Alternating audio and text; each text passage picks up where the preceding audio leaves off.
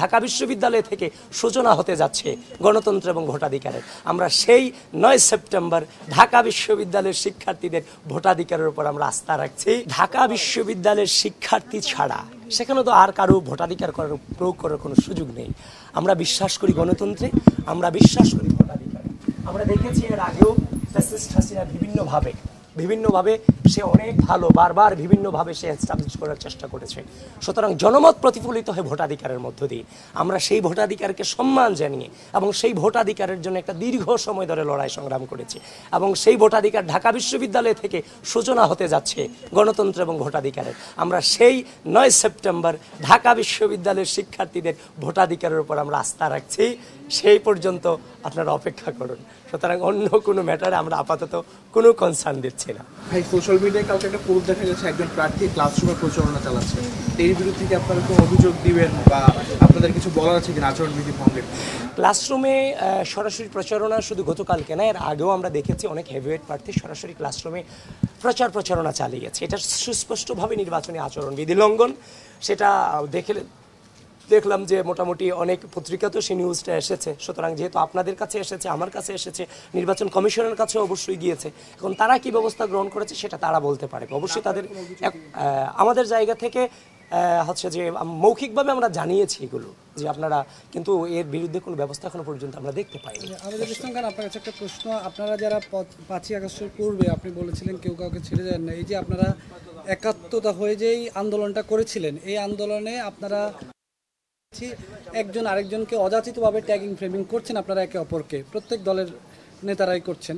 তো গত 2-3 দিন আবার একটু নীরব আমরা দেখতে পাচ্ছি। আপনারা কি সেই জায়গা থেকে চলে আসছেন যে ট্যাগিং ফ্রেমিং আর করবেন না? আপনারা দেখেন, ট্যাগিং ফ্রেমিং এর যে কথাটা বলা হয়, 5 আগস্ট পরবর্তী সময়ে যে জিনিসটা নিয়ে বিশ্ববিদ্যালয়ের বিভিন্ন ক্যাম্পাসগুলিতে অনৈক্যের জায়গাটা তৈরি হয়েছে, সেটা হচ্ছে যে রাজনীতিকরণের একটা অপচেষ্টা হয়েছে। সেটা কিন্তু আপনারা সকলেই জানেন। তো এখন আওয়ামী রাজনৈতিক যে সংস্কৃতিকে ঘৃণা করে আমরা দীর্ঘ সময় ধরে লড়াই সংগ্রাম চালিয়ে গিয়েছি, এখন তাদেরকেই যখন ওই আওয়ামী রাজনৈতিক অপসংস্কৃতিতে ফ্রেমিং করা হয়, ট্যাগিং করা হয়, তখন ওটার বিরুদ্ধে কথা বলতে গিয়ে কিছুটা হচ্ছে যে উত্তপ্ত বাক্য বিনিময় হয়েছে, নানান ধরনের কথা হয়েছে। এখন সবচেয়ে বড় কথা হচ্ছে আপনি ক্যাম্পাসে রাজনীতি করতে চাচ্ছেন, কিন্তু আপনি আমাকে রাজনীতি করতে দেবেন না।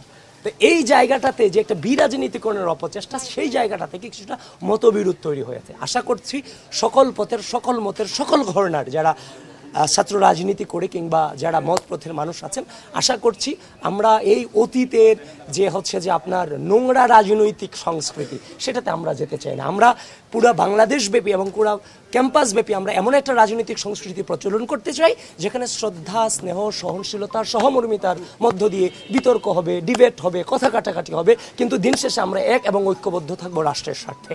এবং এই যে আমরা যাচ্ছি, বিভিন্ন হলগুলোতে যাচ্ছি, আমি এখন মহসিন হলের ডোর টু ডোর আমি প্রচারণা করছি, আপনাদের সাথে কথা বলছি, মেয়েদের হলগুলোতে প্রজেকশন মিটিংগুলোতে যাচ্ছি, প্রচুর পরিমাণে প্রশ্ন আসছে, বিতর্ক হচ্ছে, আমরা তাদের প্রশ্নগুলোর অ্যান্সার দিচ্ছি, ঠান্ডা মাথায় আমরা অ্যান্সার দিচ্ছি। তারা খুব হচ্ছে যে জোরালো প্রশ্ন আমাদের দিকে ছুড়ে দিচ্ছে। এই যে সহনশীলতা, তাদের কাছে আমরা শুনছি, জবাবদিহিতা করছি, জবাবদিহিতা করে ওইখান থেকে বেরিয়ে আসছি, এরকম একটা পরিবেশের তো আমরা চেয়েছিলাম। সেখানে প্রচুর পরিমাণে তর্ক বিতর্ক হবে, কিন্তু রাষ্ট্রের স্বার্থে আমাদের ঐক্যবদ্ধতা জায়গা আমরা স্থির থাকবো। আমাদের এক হাতে থাকবে কলম, আরেক হাতে থাকবে রাষ্ট্রের সার্বভৌমত্ব রক্ষা করার অঙ্গীকার। এটাতে আমরা বিশ্বাস করি।